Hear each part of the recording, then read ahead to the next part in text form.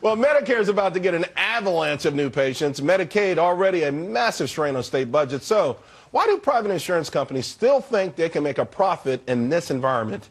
NYU Langone Medical Center Vice President Andrew Rubin, he's back with us, and he's going to explain the bottom line. Andrew, help us out here because, you know, throughout this whole debate, the healthcare debate, we kept hearing how health insurance companies were going to get this short end of the stick. And yet it seems like they've got their fingers in all of the pies. Well, you were talking earlier about, health insurance being good stocks for next year. If health reform stays in place, the insurance companies stand to get 30, 40, 50 million new members enrolled in their products. Medicaid being one of them. There's a huge expansion of Medicaid programs under health care reform, and the threshold gets raised to 133% of the poverty level. And the insurance companies actually want to play in this market. And people don't really understand why, but I'll tell you why. It's actually quite simple. Insurance companies are playing with the state's money. All they have to do is negotiate contracts, and then they manage the state's pool of Medicaid dollars, usually more efficiently. So it's more of a management fee than anything else? It could be one of two things. It could be a management fee where they're just paying the claims on behalf of the state, or usually it's a combination of some risk dollars there where they're actually managing a state pool of money. But in the end, the state's got to pay the bill. The first part of Obamacare kicks in here in the new year. So far, it seems like it's been rather something of a dud. Some of these things, like people with previously diagnosed conditions and things like that. Where's the rush for all of these great things in Obamacare? Okay, so you're really talking about the high-risk pools. There are some things that people like, particularly that children under age 26 getting in your, being able to go in your parents' health insurance policy. But what you're talking about is this high-risk pool, which was actually a plan favored by Senator McCain, which is where you create these pools of money to supplement the insurance costs and guarantee insurance costs for people who had been denied insurance from health care insurance within their states.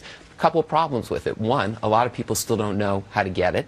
Two, you have to wait 6 months before you can apply if you've been without insurance, and that's a long time when you've been without insurance.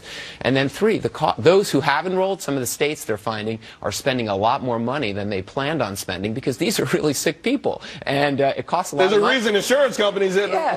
Health insurance, healthcare reform, as we've talked about on this show, is really about health insurance reform. The healthcare reform cost controls, they haven't really kicked in yet, and unless we're really going to start tackling that issue, costs are going to keep going. The insurance companies have a sweet spot in there because they got a lot of new members.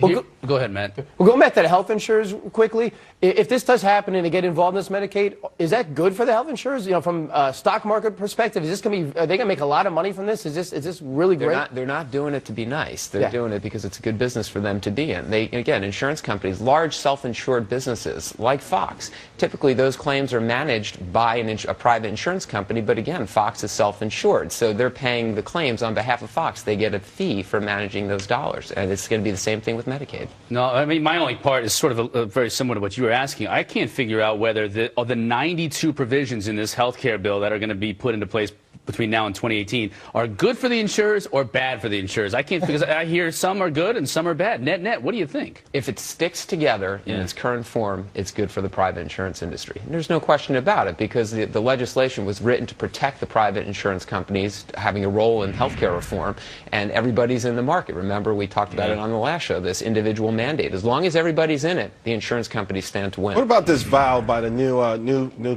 Congress people coming in to choke off funding to Obamacare? Yeah, what they're talking about is cutting off funding to implement health care reform.